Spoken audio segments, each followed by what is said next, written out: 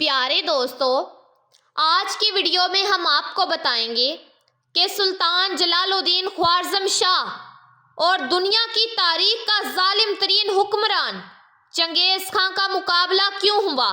سلطان جلال الدین خوارزم شاہ وہ واحد مسلمان بادشاہ تھا جس نے چنگیز خان کو بری طرح شکست دی، ایک ایسا دلیر جنگجو جو اپنی سلطنت کا دفاع کرتے ہوئے تاریخ کا حصہ بن گیا اور اپنی بہادری سے دشمنوں کے دلوں میں خوف پیدا کیا۔ چنگیز خان کو زندگی میں 2 بڑی جنگوں اور 7 چھوٹی جھڑپوں میں شکست ہوئی، ہر بار کی طرح مد مقابل صرف ایک ہی تھا، سلطان جلال الدین خوارزم شاہ۔ چنگیز خان نے صرف ایک ہی دشمن کو بہادری پر خراج تحسین پیش کیا، وہ سلطان جلال الدین خوارزم شاہ تھا۔ نور الدین کوراف نے بالکل درست کہا تھا کہ سلطان جلال الدین مسلم دنیا کا فدیہ تھا۔ یہ اگر نہ ہوتا تو چنگیز خان کے ہاتھوں مسلم دنیا کی تباہی کی داستان زیادہ طویل اور دلگزار ہوتی۔ اس کا باپ چنگیز سے مقابلے کے لیے اس کا مشورہ اگر مان لیتا تو شاید دنیا کی تاریخ مختلف ہوتی۔ اس کے اپنے ہی بھائیوں نے سازشیں کر کے تخت پر قبضہ کر لیا، اور اگر وہ قبضہ نہ کرتے تو شاید آج تاریخ کی کروٹ کچھ اور ہوتی۔ کیسا انسان تھا! تخت بھائیوں کے پاس چھوڑ کر خود جنگل میں نکل گیا کہ سلطنت کسی اور آزمائش میں نہ پڑ جائے۔ شکست کی راہ سے اس نے عزمیت کا پرچم اٹھایا، کبھی 1000 کبھی 5000، جتنے جنگجو ملتے وہ ان کے ساتھ چنگیز خان کے لیے چیلنج بن رہا تھا۔ یہاں تک کہ وہ وقت بھی آیا جب اس کے پاس صرف ایک لشکر جراف تھا۔ تب اس نے چنگیز خان کو لکھا کہ تم میرے لیے جنگل جنگل خاک چھان رہے ہو، میں اس وقت یہاں بیٹھا ہوں، تم آؤ گے یا میں آؤں۔ میجر ریوٹی نے لکھا ہے کہ چنگیز خان کی زندگی میں یہ پہلا موقع تھا جب اسے کسی نے یوں چیلنج کیا تھا، اور چنگیز خان چیلنج قبول کرنے کی ہمت نہ کر سکا۔ اسے بہت اچھی طرح معلوم تھا کہ اگر جلال الدین یوں للکار رہا ہے تو شیر کے منہ میں ہاتھ دینا حکمت نہیں، یہ میرے الفاظ نہیں۔ چنگیز خان کے اس تجزیے کی کہانی امیر عطا نے صدیوں پہلے ہی لکھ دی تھی۔ وہ لکھتے ہیں کہ شیر خوارزم کے اس چیلنج نے چنگیز خان کو پاگل کر دیا تھا۔ وہ صبح سے شام صرف لشکر کی تیاریوں میں صرف کرنے لگا، لیکن پھر بھی اسے تسلی نہیں ہو رہی تھی کہ کیا وہ جلال الدین کا مقابلہ کرنے کے لیے تیار ہے یا ابھی کچھ اور کمی رہ گئی ہے۔ اس سے اچھی طرح معلوم تھا کہ لڑکارنے والا آخر کون ہے، یہاں تک کہ پھر ایک گھوڑے پر سلطان کے لشکر کے ساتھ جھگڑا ہو گیا اور پھوٹ پڑ گئی۔ افغان سالار ناراض ہو کر لشکر لے کر چلا گیا۔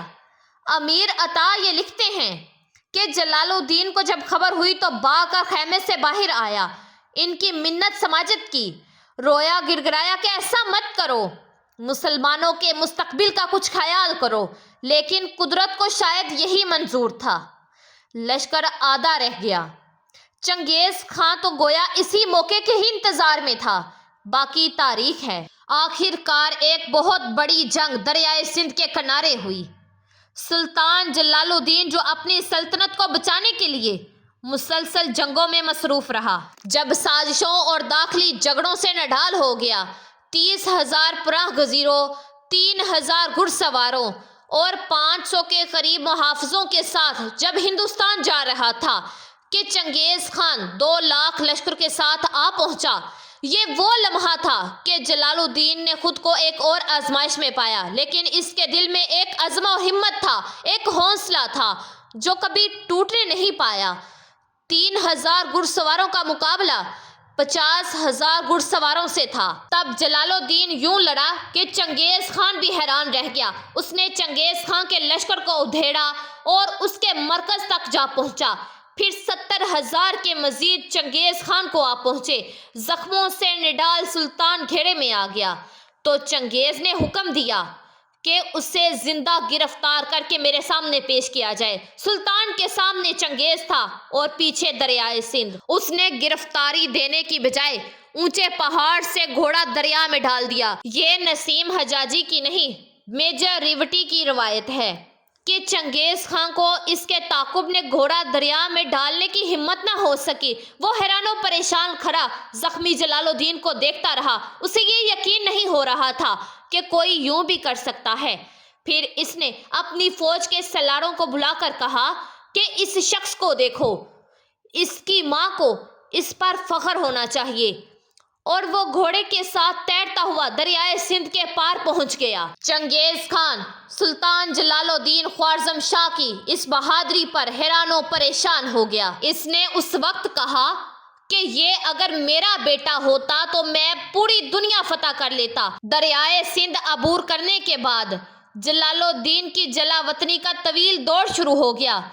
وہ دلی گیا، سلطان التمش سے ملا اور منگولوں کے خلاف مدد مانگی۔ التمش نے اس کے خلاف اعلان جنگ کر دیا۔ وہ لاہور سے نکلا، کوہ شریف پہنچا، ناصر الدین کباچر کو شکست دی اور سندھ کی طرف نکل گیا۔ وہ فوج جمع کرتا ہی رہا۔ وہ ایران پہنچا، 1224 عیسوی میں منگولوں پر حملہ کیا مگر کامیاب نہ ہو سکا۔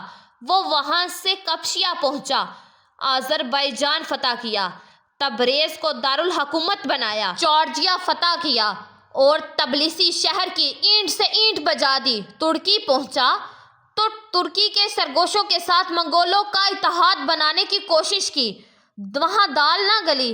سرکوشوں کے بعد عجاب فوجی کے ساتھ جلال الدین کے خلاف اتحاد قائم کر دیا۔ یہ دونوں مل کر جلال الدین پر حملہ آور ہوئے۔ وہ انہیں بہت سمجھاتا رہا کہ مسلمانوں کو اصل خطرہ منگولوں سے ہے، لیکن وہ اسے ہی مارتے رہے، یہاں تک کہ وہ سرگوشوں اور ایوبیوں کے خلاف زندگیوں کی آخری جنگ ہار گیا۔ وہ شکست کھانے کے بعد تیار بکر کی طرف نکل گیا۔ راستے میں اسے قد کے لٹیروں نے گھیر لیا۔ وہ انہیں سمجھاتا رہا کہ میں ایک بڑی جنگ لڑنا چاہتا ہوں، لیکن لٹیروں نے اسے قتل کر دیا۔ یوں دنیا کا ایک ایسا عظیم مسلمان سپاہی 32 سال کی عمر میں لٹیروں کے ہاتھوں مارا گیا، جس کی بہادری نے چنگیز خان جیسے ظالم ترین حکمران کو بھی حیران کر دیا تھا۔ جلال الدین کے مرنے کے بعد سلطان صلاح الدین ایوبی نے اس کے خوارزمی سپاہیوں کو اپنے لشکر میں شامل کر لیا۔ یہ سپاہی 1243 میں یروشلم پہنچے اور انہوں نے 1244 میں بیت المقدس فتح کیا۔ بیت المقدس 1917 میں مسلمانوں کے قبضے میں رہا۔ یہ واقعہ ہزبن فارسی اور ترک لوک داستانوں کا حصہ ہے اور اس کی منظر کشی بھی کی گئی ہے۔ یہ مقام پاکستان میں ہے اور گھوڑا ترک کے نام سے مشہور ہے۔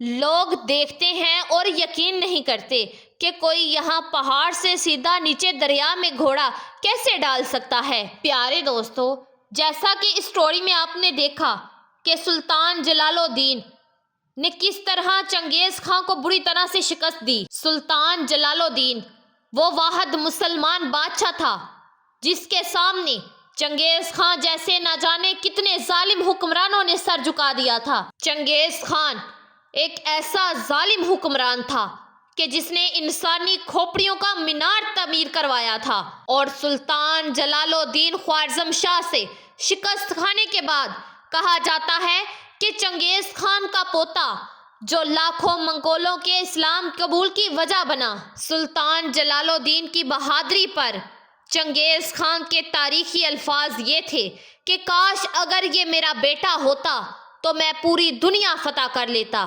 پیارے دوستو، اس طرح کی جنرل نالج اور اسلامک معلومات سے بھرپور ویڈیوز دیکھنے کے لیے نمرا وائس چینل کو لازمی سبسکرائب کر دیجیے گا اور ہمارے چینل کا حصہ بن جائیے گا۔ اللہ